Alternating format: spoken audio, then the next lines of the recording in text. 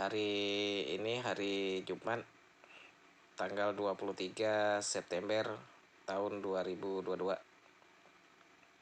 Sekarang jam 23. Internetnya baru bisa agak jalan ini. Ini saya akan menyampaikan keluhan kepada yang terhormat Kementerian Sosial Negara Republik Indonesia, dan saya juga menyampaikan kepada yang terhormat Bapak Presiden Joko Widodo. Ini saya menyampaikan terkait kenaikan BBM. Kami tidak memprotes atas kenaikan itu. Mau pemerintah naikkan hanya 2.000 lebih atau 3.000 perak per liter atau 4.000 perak, itu terserah pemerintah yang mengaturnya, karena pemerintah sudah mengetahui mana yang terbaik untuk negara dan rakyatnya.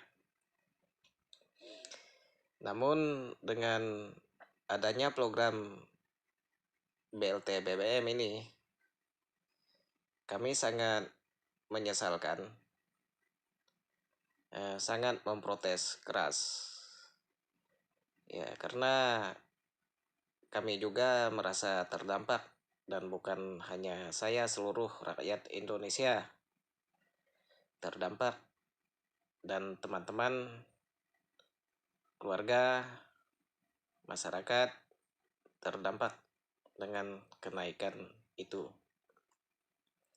Kami yang paling ujung di perbatasan negara Malaysia Indonesia ini sangat-sangat terdampak daripada teman-teman yang berada di perkotaan. Dengan kenaikan segitu, kami sangat-sangat terdampak. Namun kami tidak menerima yang namanya BLT BBM. Walaupun hanya informasi 150.000 per bulan selama 4 bulan 600.000, itu sebenarnya tidak sebanding dengan kenaikan BBM ini. Namun walaupun begitu, itu udah kebijakan pemerintah yang terbaik untuk negara dan rakyatnya. Tapi yang kami protes sedikit, Bapak Presiden dan Kementerian Sosial Republik Indonesia. Sedangkan dulu waktu kita masa pandemi COVID-19, itu ada yang namanya BLT, ada yang namanya BLT ADD atau BLT yang diambil dari dana desa juga. Waktu itu yang menerima PKH atau BPNT itu tidak menerima BLT itu, karena tidak bisa bertimpa gitu, menerima bantuan berkali-kali. Dia sudah menerima BPNT, sudah menerima PKH, dia itu tidak menerima BLT. Jadi sekarang dengan adanya BLT BBM ini,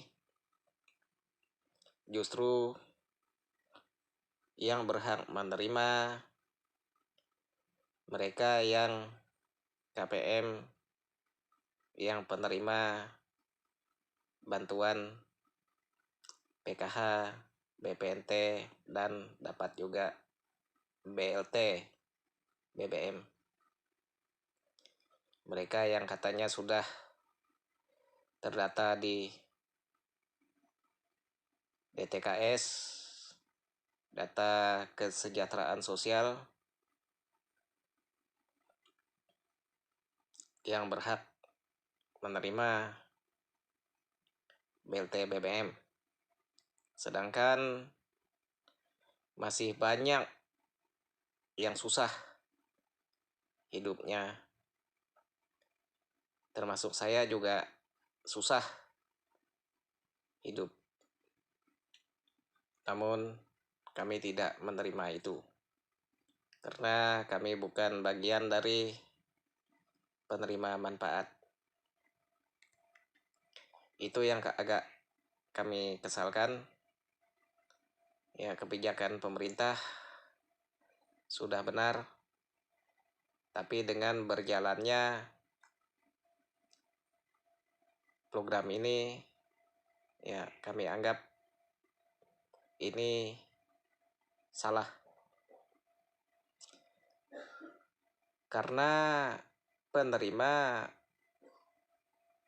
PKH dan BPNT bahkan ada yang sudah belasan tahun, dari dulu sampai sekarang hidupnya sudah enak, hidupnya sudah layak untuk tidak menerima lagi, tapi masih menerima terus-menerus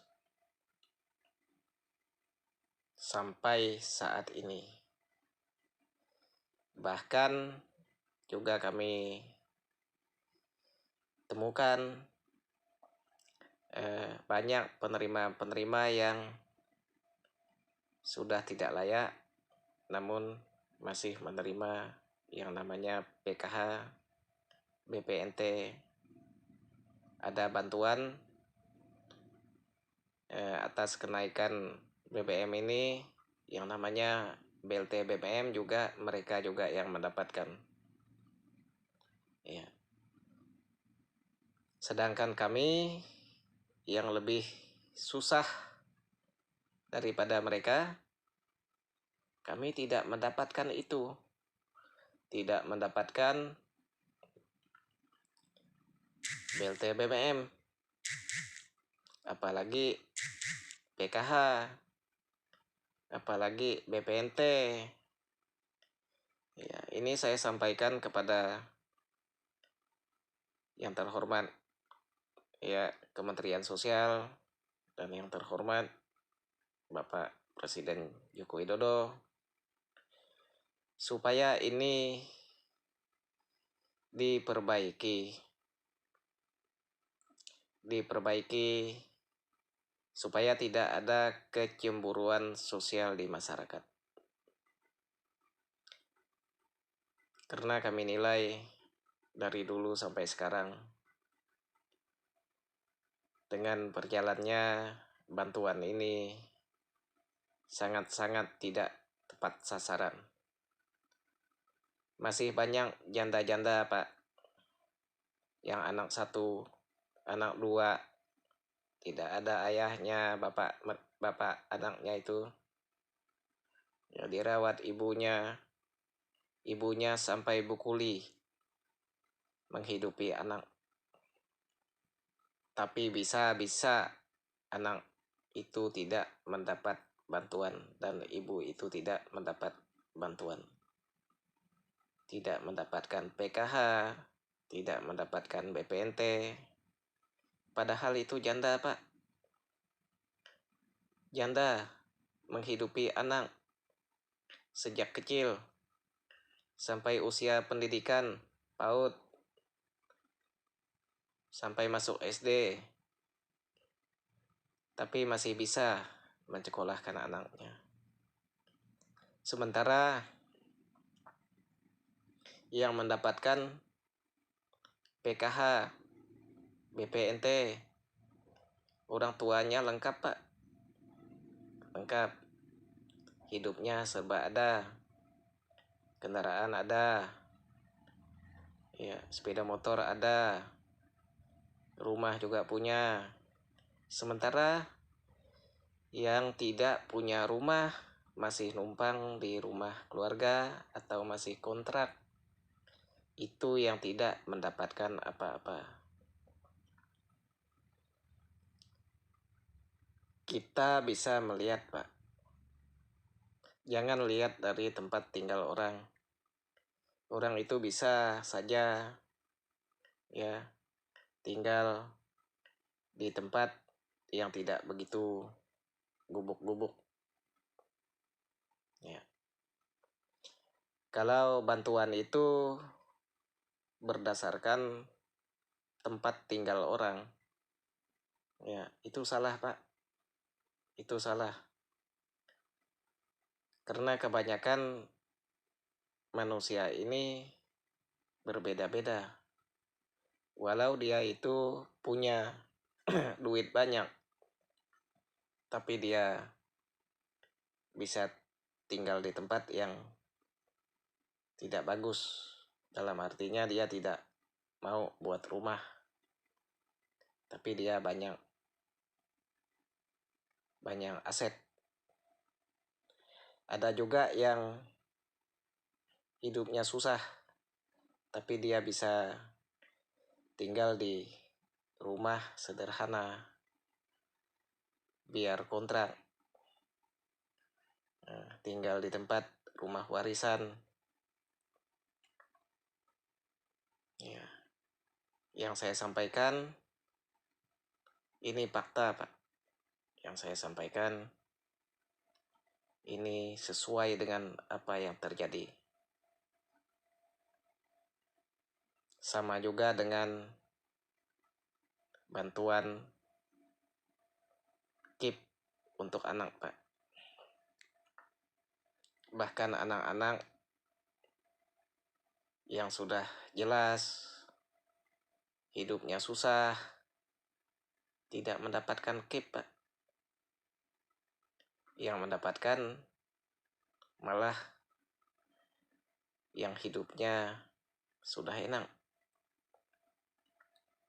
Sama halnya dengan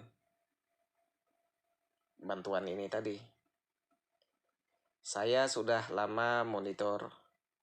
Bertahun-tahun saya itu monitor. Bertahun-tahun kita itu membaca, Pak. Melihat berita, mulai dari ada program Kartu Indonesia Pintar, mulai dari ada program yang namanya PKH, yang namanya BPNT, berbagai macam jenis bantuan yang disalurkan pemerintah, baik pun itu bedah rumah, bantuan perumahan, dan banyak sekali. Itu tidak tepat sasaran. Banyak sekali yang salah sasarannya, Pak.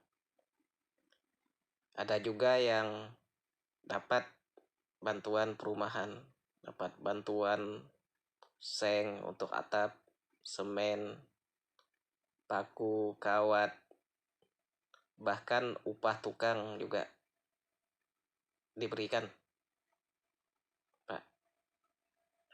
Tapi bukan artinya dia tidak punya rumah, Pak. Orang yang mendapatkan itu punya rumah. Ya, bahkan ya kita melihat, ya tidak perlu saya sebutkan juga namanya, bahkan ada yang foto-foto di pondok kebun, Pak, supaya kelihatan rumahnya sudah tidak layak huni. Ya, padahal dia punya rumah bagus, ya supaya bisa mendapatkan bantuan itu tadi, Pak, bantuan perumahan, supaya bisa dapatkan semen, bisa dapatkan kawat, seng, paku, material yang lainnya, sampai upah tukang. Ya, jadi saya melihat yang seperti itu sangat miris, Pak. Sangat miris. Tidak ada sifat kejujuran.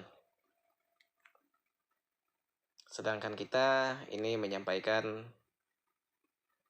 kejujuran apa yang ada sama pemerintah. Tapi kita tidak mau kita menyampaikan si A, si B, si C.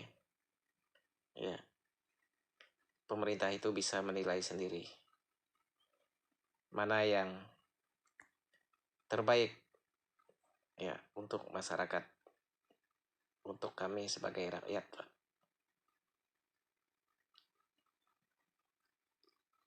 Ya, jadi saya rasa cukup itu yang saya sampaikan. Semoga ya video saya ini didengarkan oleh Bapak Presiden Joko Widodo dan didengarkan oleh Kementerian Sosial Negara Kesatuan Republik Indonesia, dan juga semoga didengarkan oleh Kementerian Mendikbud, Kementerian Pendidikan Negara Republik Indonesia. Saya rasa cukup begitu. Selamat malam. Terima kasih. Sampai jumpa.